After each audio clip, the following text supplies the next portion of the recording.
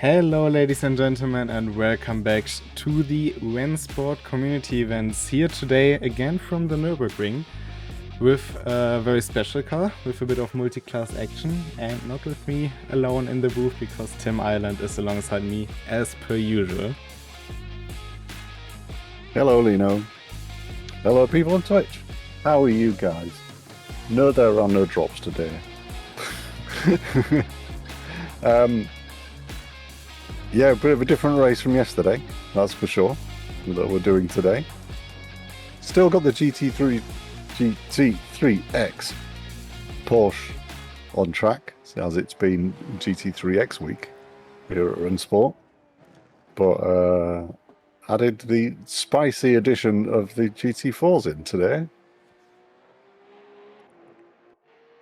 Yeah, indeed. I mean, yesterday a 60-minute race on the Nordschleife with only this car, the GT3X, which in the end was a bit more action-packed than we would have anticipated.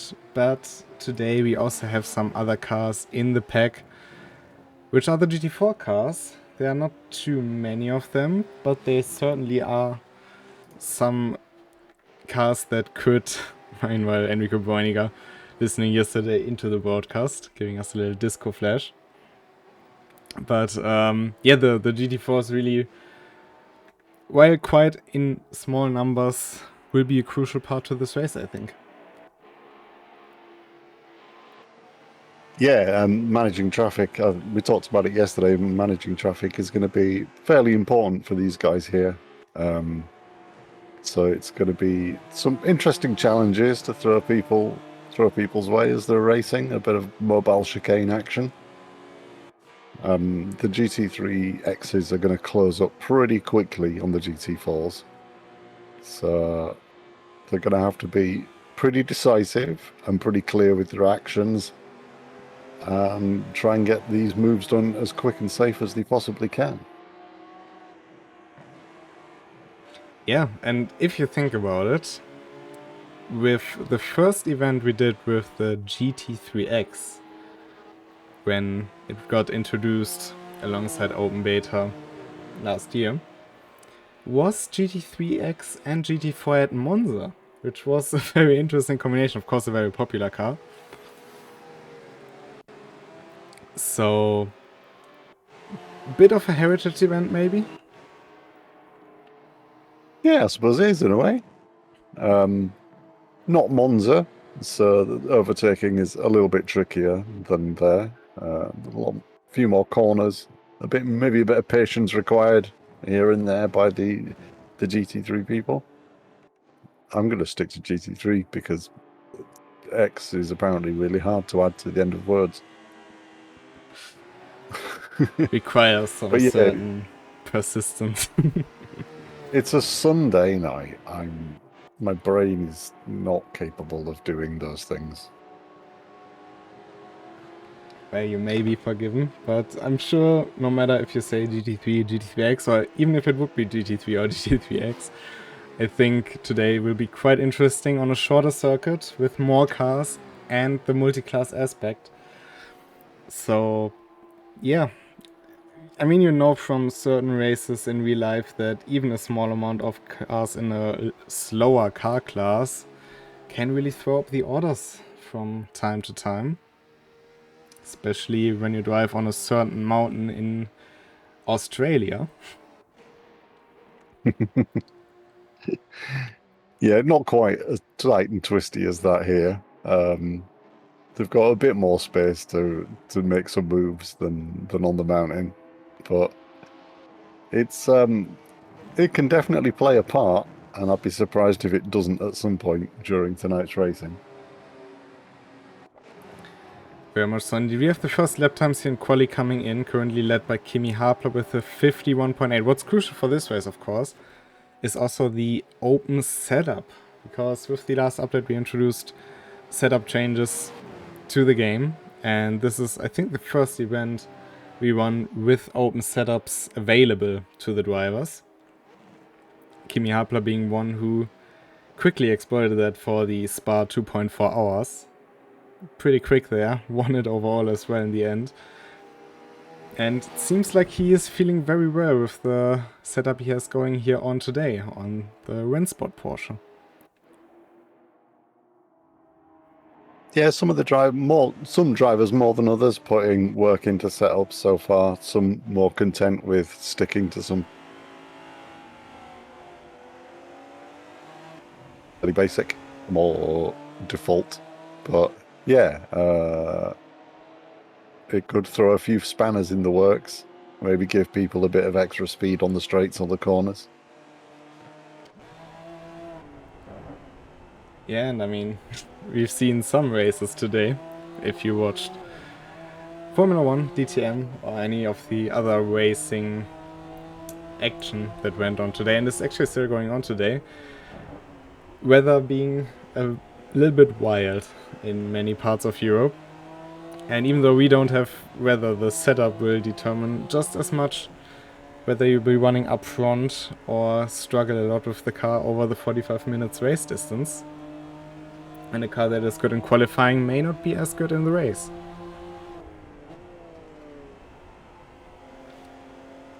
Yeah, it's still a 45-minute race, so although there's going to be no tyre changes, if you start burning up your tyres, which you can do if you do things with the setup that you maybe shouldn't be doing, it can definitely have an effect. So tyres can still play a part, even in a 45-minute race. Catherine Daniels about to complete her first valid lap to what it seems. Coming out of the Hyundai turn.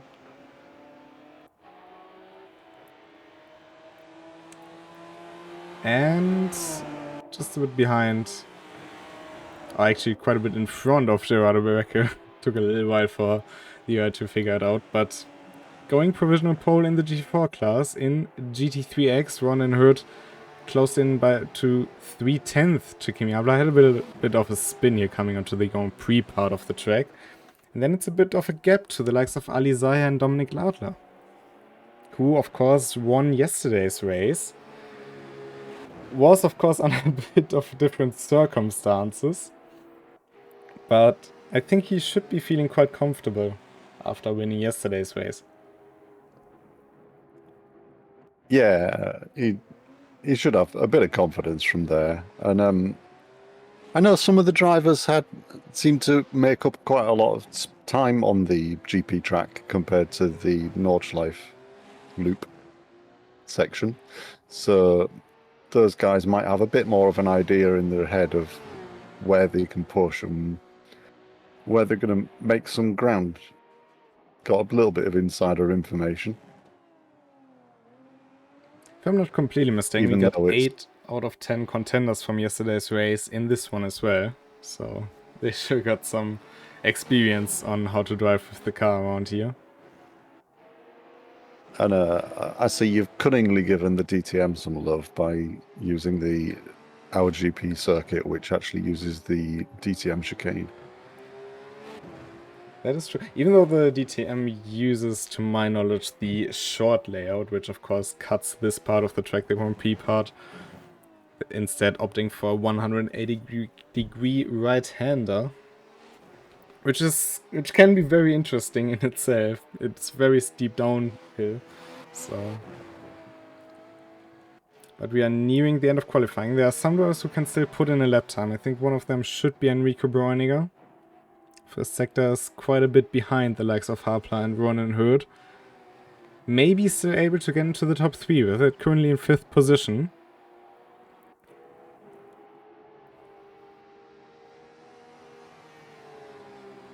Yeah, there's a bit of a time gap at the minute, but Enrico's looking to try and straddle that a little bit. Took the chicane nice and neatly. Chicane's such a key point to this track on this layout. Really a point where you can lose or gain a lot of time if you're feeling comfortable with it.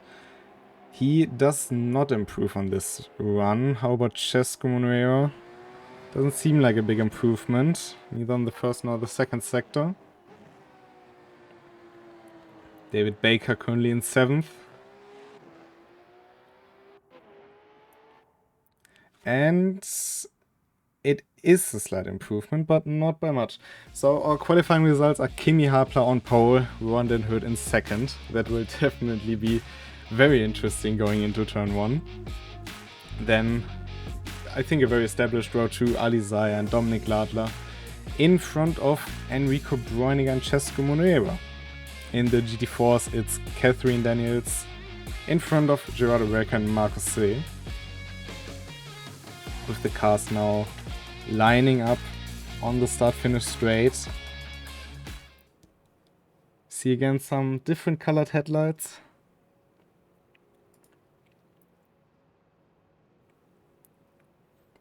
So, shall we do predictions again? We didn't do those in quite a while. Yeah, we've laid off predictions because we curse everybody.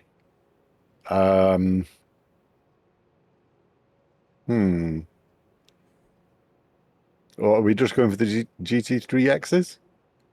I'd say so. Who do you think will lead into turn 1? Ron den Hood or Kimi Hapler?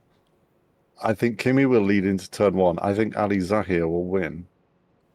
Okay, that's very, very interesting. I'm gonna go with the other side of the road, to be honest. I think Ron den Hood usually has very strong starts going into turn 1, and Dominik Ladler may be able to snatch the win later on with his consistency.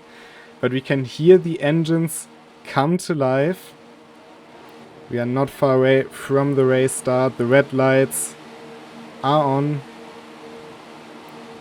And we go racing at the Nürbugring. It has been a very good getaway from Kimi Hapler in the back.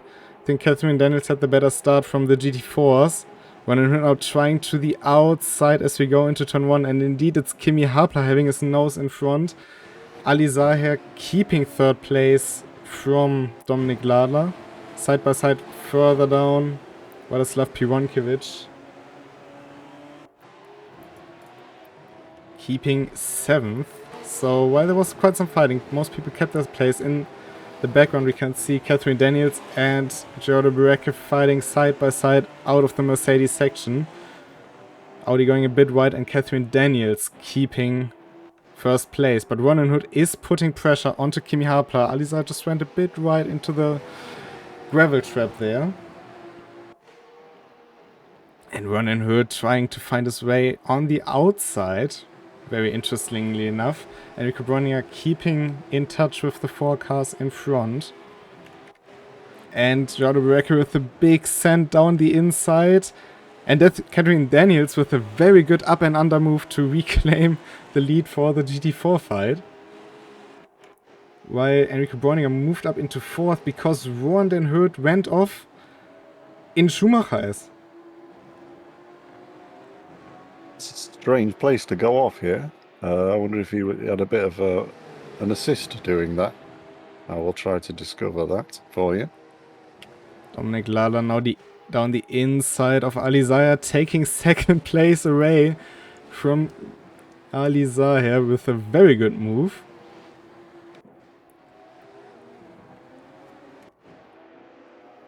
McDuff recovering from a very bad start. Catherine Daniels still leading in the GT4.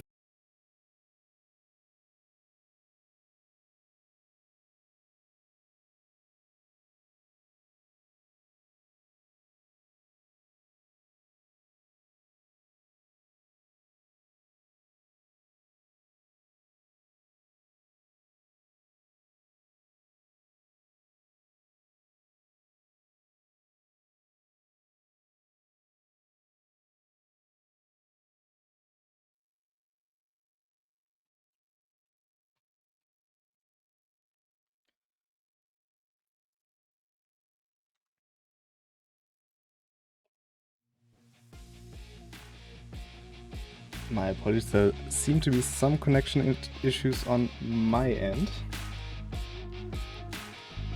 We will be right back with footage.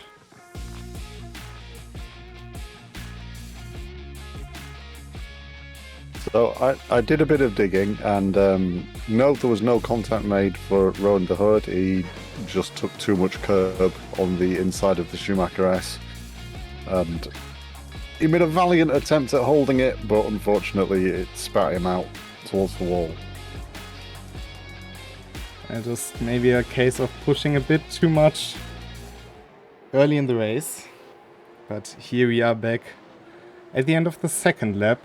1.9 seconds, so another 3/10 Kimi Hapler gained over Dominik Ladler, who's also building a bit of a gap to Alizaya behind, who has the disco machine, and Enrico Bräuniger not far behind. In the GT4s, 2 seconds now between the BMW of Catherine Daniels and the Audi of Gerardo Berke, so the NGS RT driver being able to build a bit of a gap to the car behind, while Mark Heroth is trying to make his way up past Michael G. Yeah, Rowan de Hood has been in the pits and he's back moving again. He's back on track, but he's pretty out by himself, so it's going to be hot stint time for Rowan. Dennis Kurtzer also got caught out a little bit earlier in the race, so he's currently sitting behind the GT4s, but he's catching up fairly substantially, as you'd expect.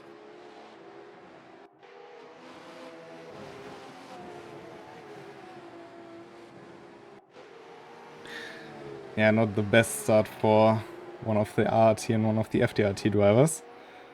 But Dominik Ladler is also closing in on Kimi Hapala.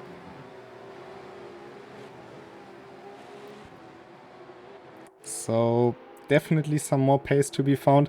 Alizaya running a bit wide into the gravel trap. And Enrico Bräuniger not too far behind.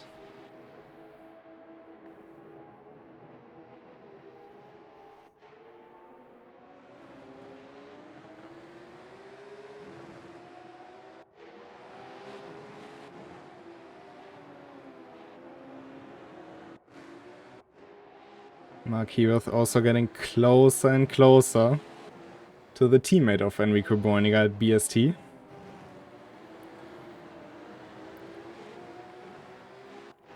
He's been coming in, let's say, fairly hot in Fuji last week, I think. Had a very good race, a very good outing. Had some problems with the car from time to time, but overall showed that he had great potential, and he's showing it again today. Trying the undercut on Michael G. You see some position chains. Mike 81 against David Baker in front.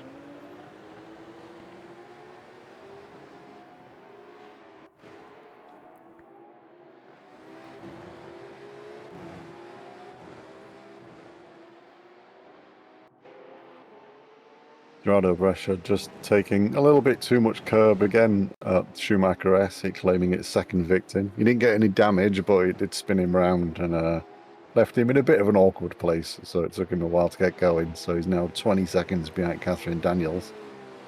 Probably good news for the GT3Xs, because it means they don't have to get past two GT4s that are fighting each other.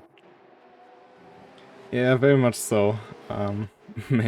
May make it a bit easier for them. Mark has some damage to the front right of his car, but not too much, so it shouldn't be much of an issue.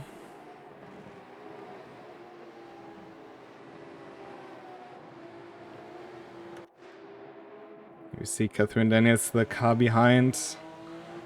That is the number 7 of Dennis Kurzer, who, as you said, was in the pits and is trying to make up ground.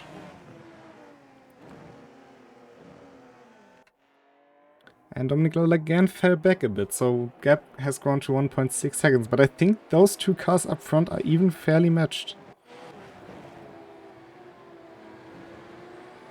Yeah, the pace difference between them doesn't seem too bad. Ali's here just dropping back a little bit. Enrico Bräuniger shortly behind him.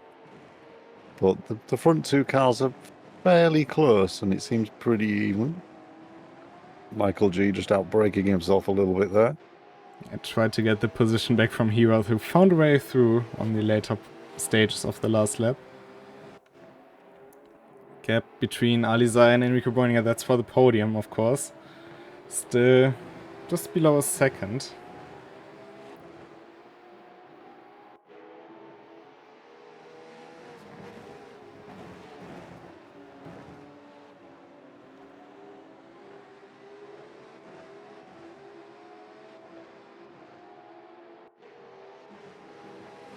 Bit of curb there on the entryway to Schumachers. Some drivers really love to do that, some don't, because it can really unsettle the car.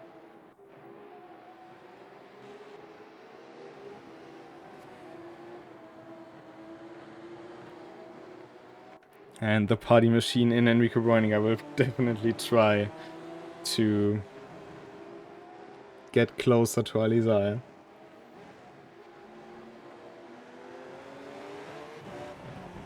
And Catherine Daniels, of course, comfortably leading the GT4 class.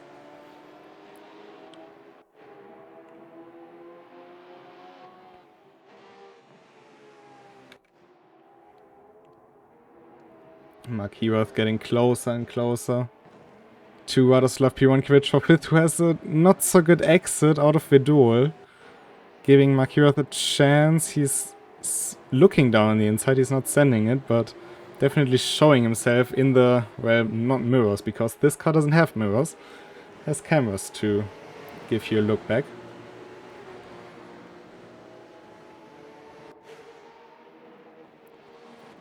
Down the inside, Radoslav slightly closing the door, but keeping the momentum around the outside. But Heworth now with the outside line can really work into Mercedes. We go side by side. The next one is again a left-hander, and Radoslav Pironkiewicz braking very late. Mark Heworth down the inside with a great up and under move. Keeps Radoslav Pironkiewicz pinned to the inside. Can he keep it in track bounce? Yes, he can. Uses that rear engine to his best advantage and up into P5 with a beautiful move.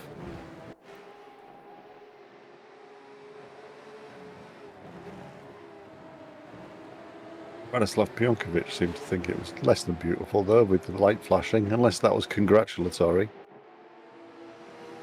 Who knows? I think it was beautiful.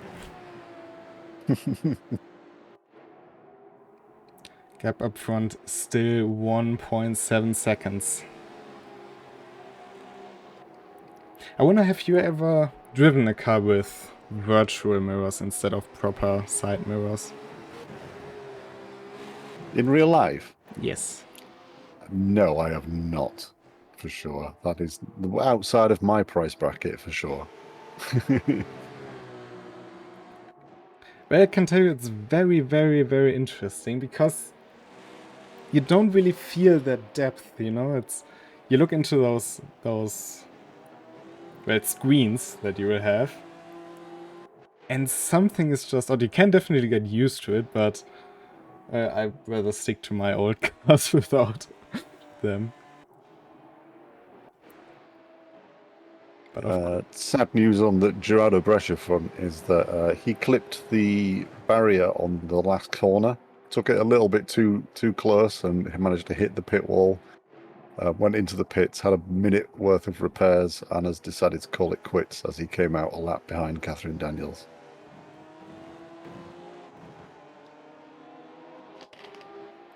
So that's a guaranteed win for Catherine Daniels, if she can just keep it on the track for the next 32 minutes. Which is also easier said than done.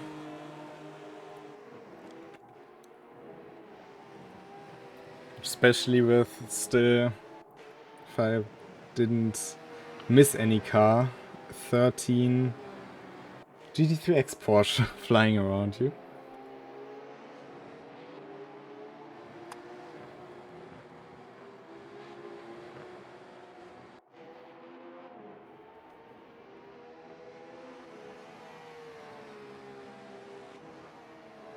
Rowan de Hood, for those Rowan fans out there, currently 58 seconds behind the number 11 car. So he's working his way forwards slowly but surely. He's obviously pretty quick on track right now, but he's having to deal with a lot of traffic. He has a lot of clean air in front of him now, and he is, of course, the second quickest car in this race, but so far the grid isn't too far apart from each other. We still have a big train from P5 led by Radoslav Pironkiewicz down to P8, maybe even P9, 10 and 11, because Marquez has dropped down quite a lot after a mistake again. But with his pace, I think he will be able to work his way up a few positions again. Enrico Bräuniger and Alizar in a bit of a battle of their own.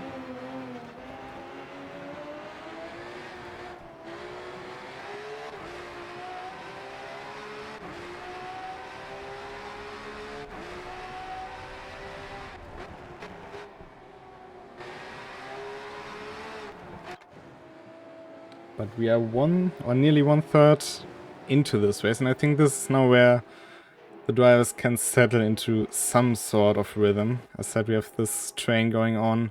David Baker currently at the tail end of it, but we also see the Porsche of Mark Heroth there. Big drift there for David Baker coming out of Mercedes.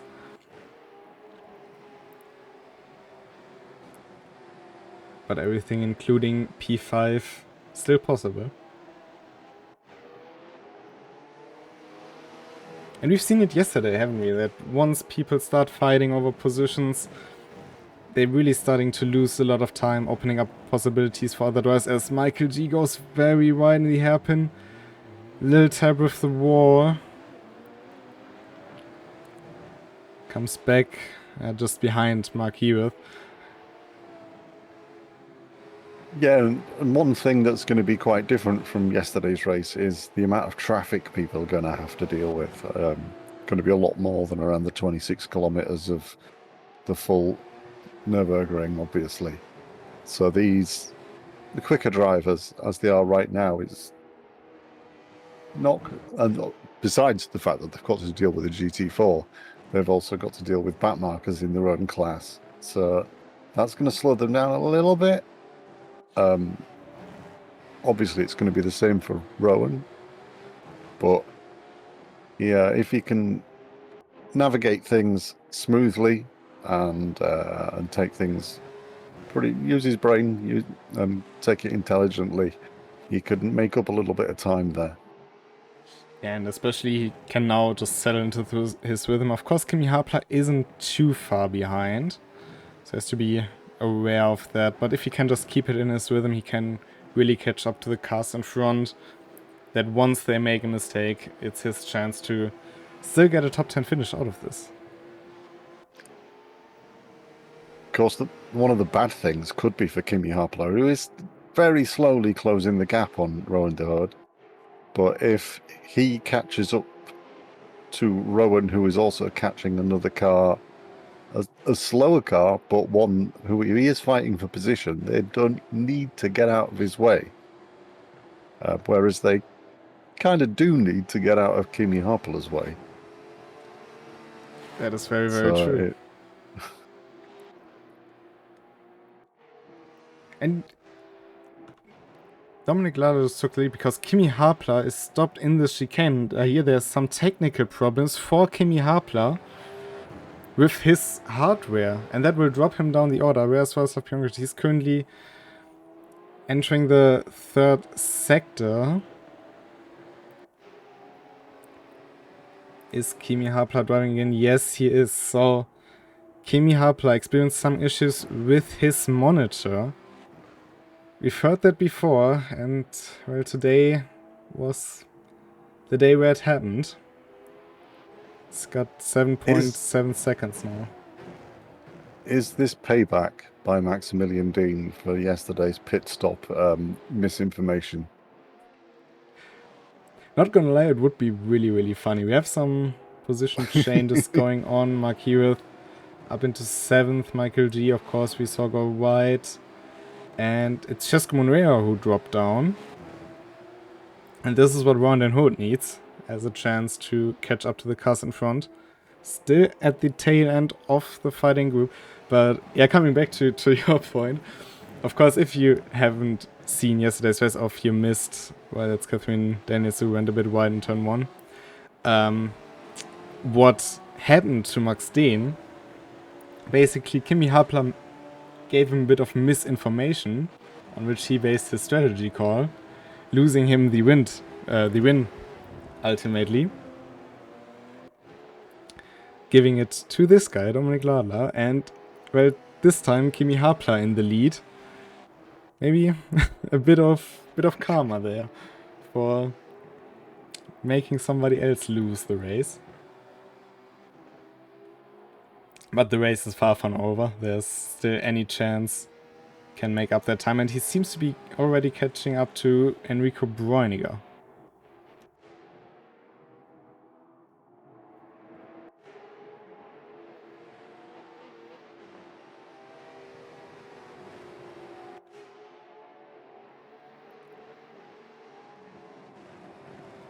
Vladislav Pironkovic and Marco Heroth have changed positions, but Vladislav Pironkovic not shaking away too early.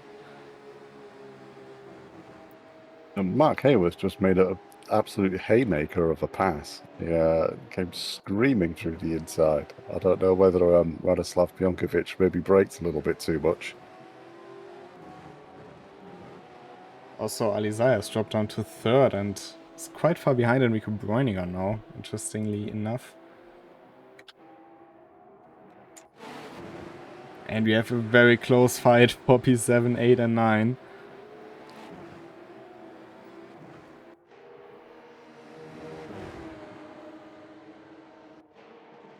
Ali Zahir's car looks okay, so he maybe just had a bit of a trip off the tarmac, but he seems to be back on and making normal progress. We've seen that quite a few times, haven't we? That people just went a bit wide, did some mistakes like that. It is a car, I think, where it's very easy to underestimate what it's capable of in terms of power delivery. As we said yesterday, north of 600 horsepower out of that 4.2 liter flat 6. And besides the monitors, it does look kind of similar to a normal GT3 in there.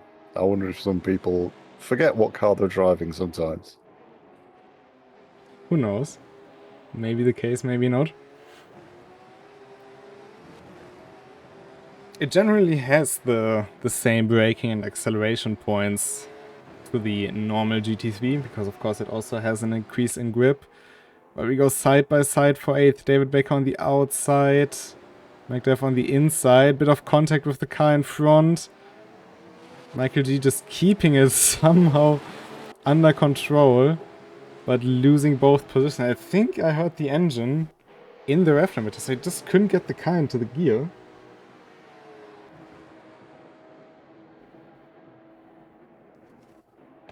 I wonder if he misshifted or picked the wrong gear coming out of that corner, but he did go absolutely backwards there for a minute. There with a not so ideal exit out of Hyundai.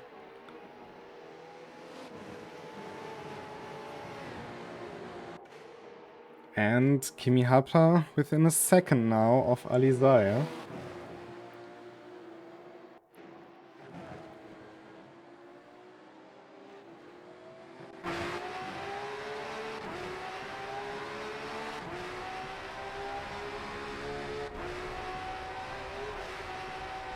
Very aggressive over the curbs in Schumacher S. It can be dangerous if you don't watch out enough. 100 meanwhile only 30 seconds back from P11.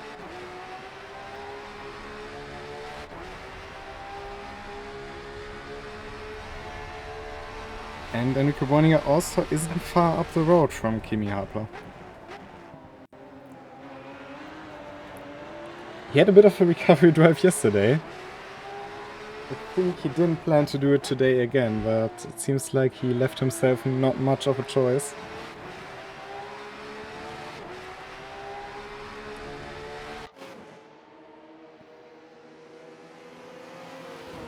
These things are sent to testers. Sim racing may seem like an easy thing. You just plug a game in and start playing, but sometimes the hardware gods go against you, just like they do in real life cars. And you have to deal with problems that you otherwise wouldn't have thought of. I mean, there are some famous clips of brake pedal snapping and all that kind of stuff. You had your story yourself in the Spa 2.4 hour race, so yeah, there are many reasons why your things can't, or as you've seen with my internet. Even your Wi-Fi connection can just cut out and play some games with you.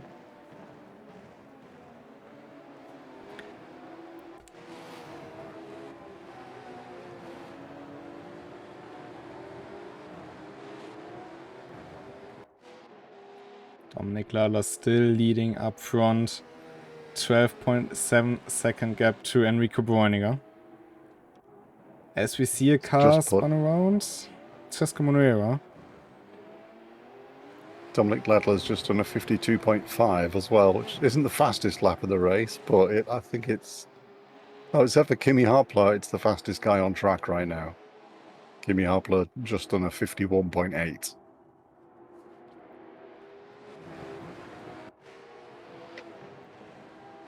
Has 20 minutes to close in on Dominik Lala, but 15 seconds and a pass to do on Enrico Bräuniger.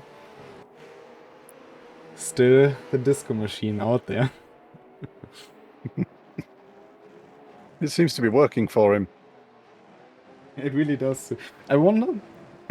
nice voice crack there. But I wonder... if you have... I think most people are used to a car behind flashing. Everybody who ever drove a race in sim racing has been flashed in one point in their career. But if you have somebody like Enrico Bräuniger behind you, who is basically having a rave party, is that something that can throw you off a bit easier because you are not used to it? It's probably going to be a little bit distracting, for sure. It's not something you see every day coming up behind you on a racetrack.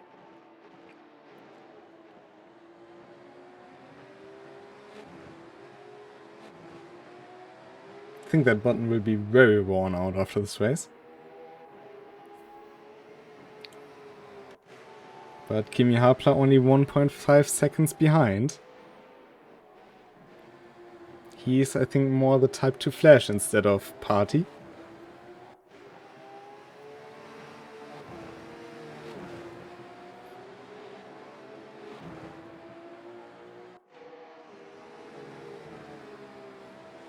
Of course, if you want to have some more racing action the coming week and some nice liveries to unlock, on Tuesday the EWC will start.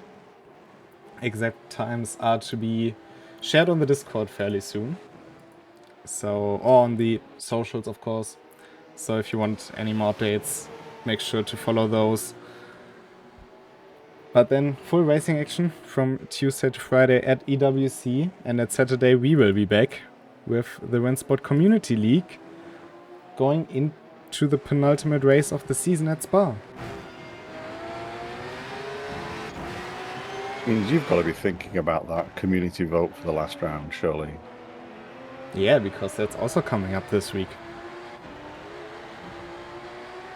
So if you want to have a bit of a say in what will be driven for the Community League finale, make sure to check out the Discord and the socials once the poll goes online, as Enrico Bräuniger now has to defend from Kimi Harpler. And we also come up on Catherine Daniels in the GT4. This could be an opportunity for Kimi on what was otherwise going to be a pretty tricky overtake. Enrico seems to be doing a good job of holding him up right now, or keeping him behind, should I say. And now with Catherine Daniels and Schumacher, it's a bit tricky to find your way around. But both getting past on the short straight just behind Kimi Harpler, or at least having a look down the inside, not sending it down the inside yet. Catherine Daniels getting well out the way there and wanting to be no part of this battle.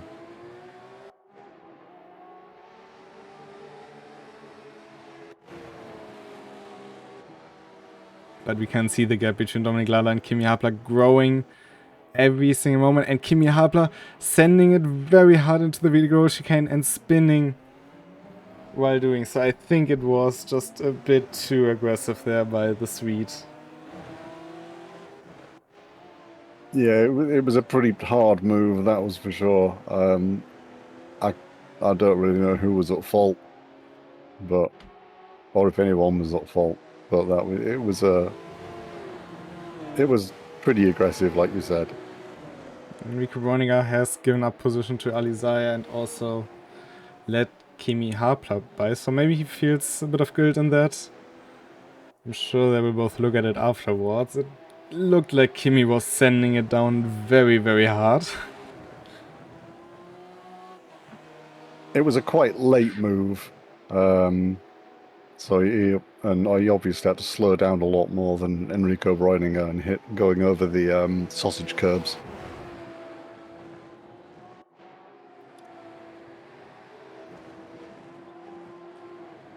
I'll be curious to see the discussions in the Discord afterwards. Enrico not going very quick after the spin, so I think he was perfectly willing to give that position back up. What this means is that Alizaya now moved up into second place again with a 4-second gap to Kimi Hapla. So also driving away from Enrico Breuninger as well. One and Hood meanwhile about 10 seconds back from Schmeik81. Catherine Daniels having a bit of clean air to breathe after seeing the action unfold right in front of her. And yeah, that was a nerve-wracking moment for one of the slower class cars there. when you see the not the leaders, but definitely a podium position for the faster class going at it in front of you. You're not really sure what to do. She dealt with it pretty well.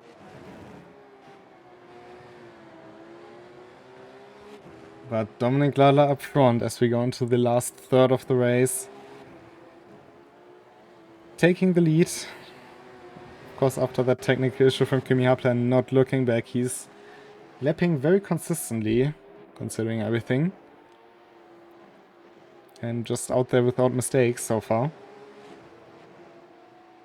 And there's still some guys in the midfield not far away from each other. Mark Heworth making his way closer to McDev, who's also just 3 seconds behind Radoslav Jurankic. And these two have some history if you think back to last week. Yeah, they have a bit of previous. But I'm sure that it'll be very good natured on track if they catch each other up. They had some good fighting between them. So I'm looking forward to seeing round 2. Yeah, of course in Fuji with the pink liveried Iron Dames Porsche. As Alizaya has a big off on the Warp 3 part of the circuit. Kimi Hapla is through, and I think Enrico Breuninger may also have a chance to slip through. And we are basically back into the fight for the podium we had at the start of the race.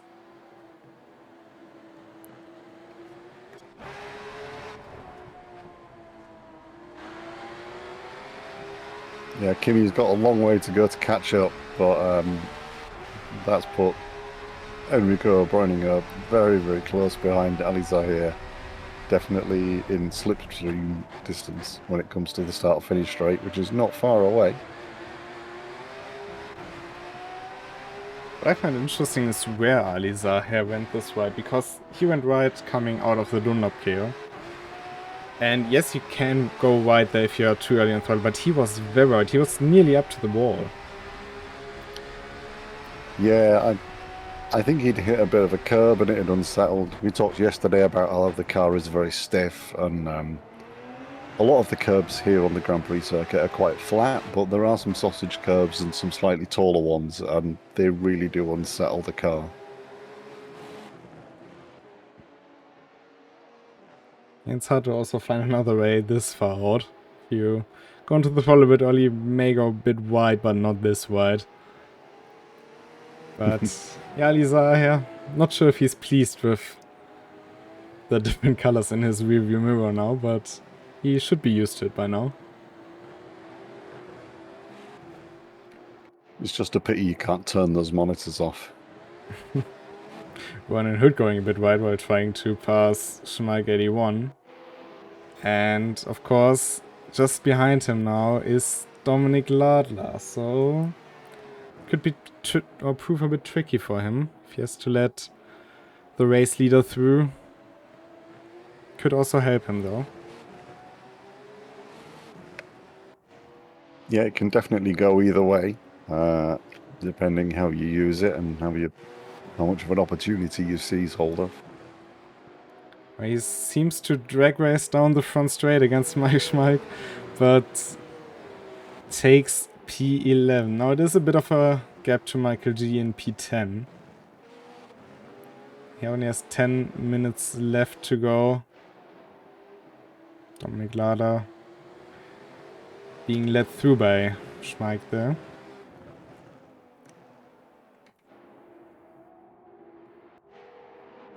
And it seems like Nürbugring has lost a bit of time to Alizai for P3.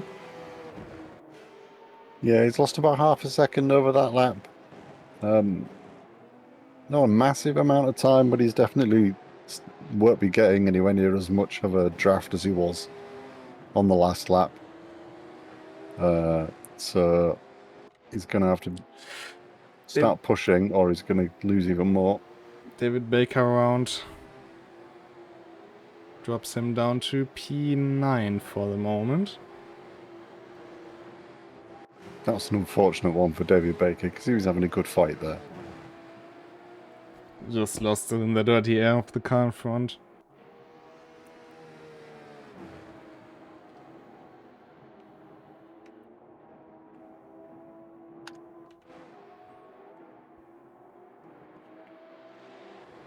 But we got about 5 more laps after this, maybe 6. It might be a bit tight for Dominik Lada. Of course, we want a bit quicker lap times than with the GT3s, but it should be 5. And now he's right there with Ronan Hood, who lets him through, exiting the chicane. Definitely one of the trickiest parts to pull an overtake. Yeah, for sure. That was probably not the place you'd choose to do it. Oh, and that is Radoslav Piwonkiewicz also losing the car in Mercedes Arena. Joining in 8th, possibly 9th if... 8th for now. And promoting Mark Heworth to 6th. So a lot of people struggling now in the later stages in this race.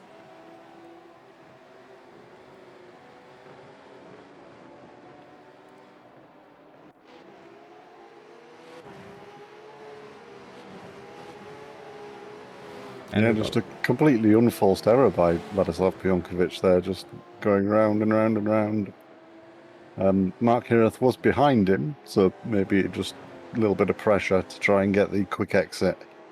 He squeezed on the throttle a bit too soon. There's definitely a lot of traffic now coming the way of Catherine Daniels in the GT4 car. Tosca Monero will be the next one in the line. And that's also put David Baker right behind Radoslav Piwonkiewicz now. And Michael G is kind of closing in on the pair of them. So we've got a bit of a three-way battle going again. As Rowan de Hood is only 13 seconds behind that fight.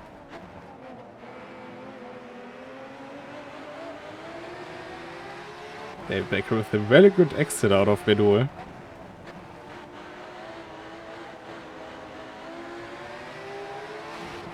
As they pass Catherine Daniels. And in the slipstream of Radoslav Piwonkiewicz. Radoslav taking the defensive line pretty early there. Trying to cut back David Baker. And another cutback very much across the grass. He took the rallycross line there for sure.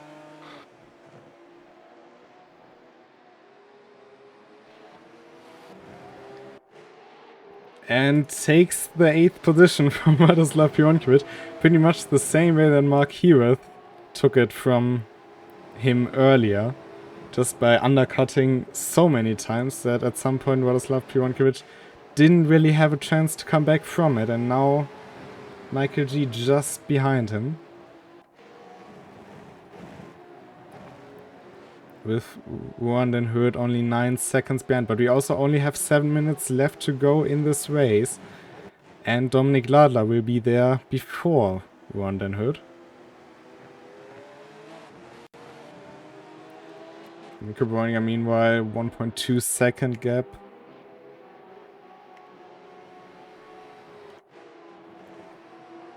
Doesn't seem to be really able to go with the pace of Alizar here right now.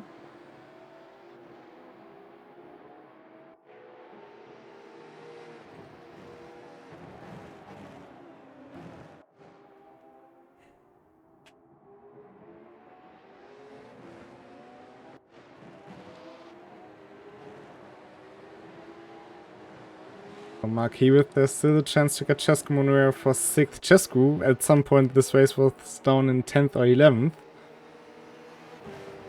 Worked his way back up into 6th for all the NGSRT fans out there.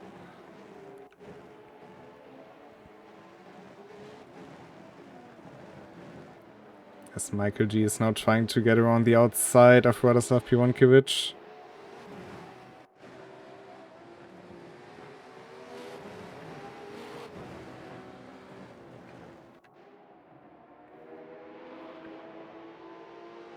Car in front of Kimi Hapler, that is Schmeik 81, that's a lap down.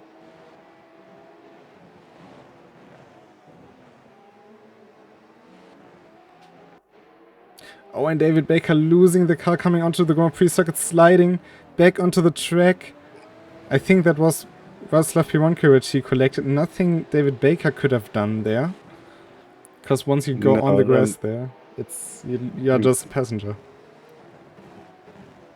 Radoslav seemed to do a pretty good job of minimizing the contact there. It was a bit of a heavy hit to the front right-hand corner, but as you can see from Radoslav's front left, but hopefully nothing too bad.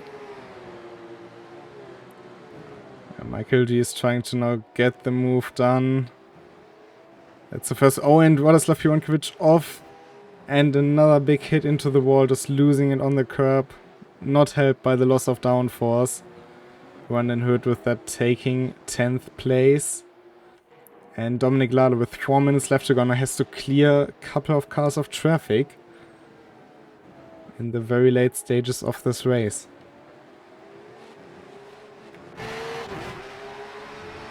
He's got plenty of a buffer, so he shouldn't be too much in a rush to do it. Just try to keep it nice and clean, make sure he gets past safely. That first car is David Baker.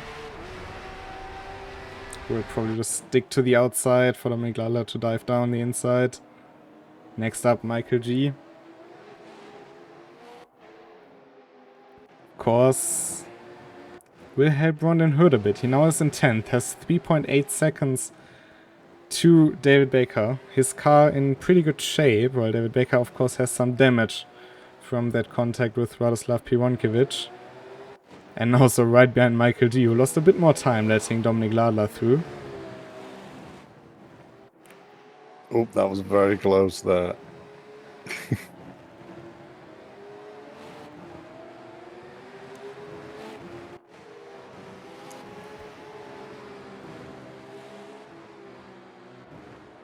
Marquez is also just 1.5 seconds behind Cescu Monuera, so if Dominic Lala is able to get close to them for the final 2 laps, maybe he's able to help Marquez a bit to take that position by just dragging him through. But maybe he will just opt out of it and elect to stay behind. Van Hood, though, is flying towards the 2 cars in front. Yeah, it's going to be a tricky one. I think he's gonna have one more lap. We are having 2 minutes left on the clock. One lap around here, 1 minute 52, 53. And I think Dominic Lala will not be able to do another one after this one.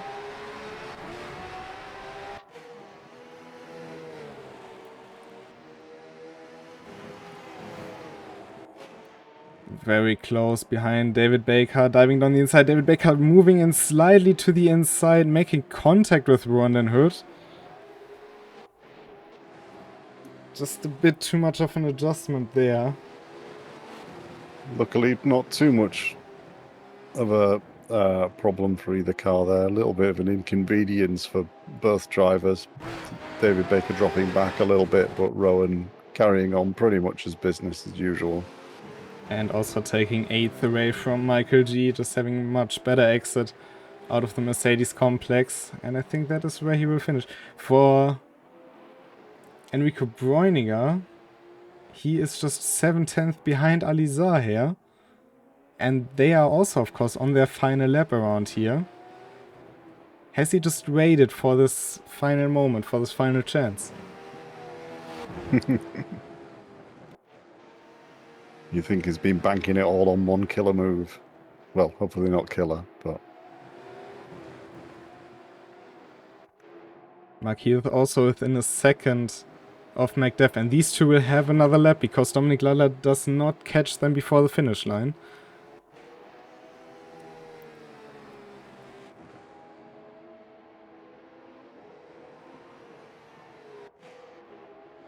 One of them will be pretty happy about that. The other one will be cursing it. Dominic Lalla comes out of the final turn. He won yesterday in the same car at nearly the same track. He wins today again. I think that's what you could call a very successful weekend for him. And Kimi Hapler... yeah. I think Dominic Ladler's going to be asking for more GT3X races after this week. Kimi Hapler, after some technical difficulties, coming home in second. I think he can still be happy about what he salvaged. And Alizar being able to hold off Enrico Bräuniger. Mark Heroth, though, he's not quite done. He can still finish in the top 5. Cesco Moreira just up the road. McDeff also just behind them.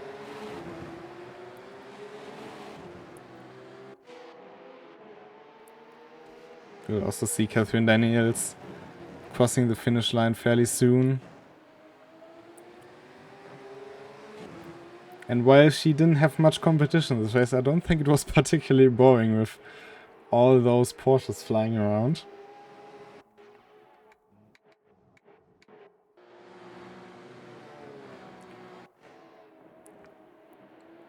May just be one final move into Riddle from Mark Heroth. McDeff just behind. Looking onwards, Catherine Daniels coming around the final turn. She will win the GT4 class for MGS RT. And we go into Riddle. Mark Heroth on the outside of Cesco Moreira. He may be able to get a better exit.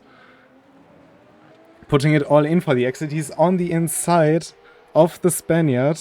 He's diving it down. There's no contact between the two of them. And Mark Heroth in the last turn snacks a rate P5 from Cesco Moreira. Yeah, it's not quite long enough a straight to make any kind of comeback on the draft there. That was a brilliant move and good respect between the two drivers.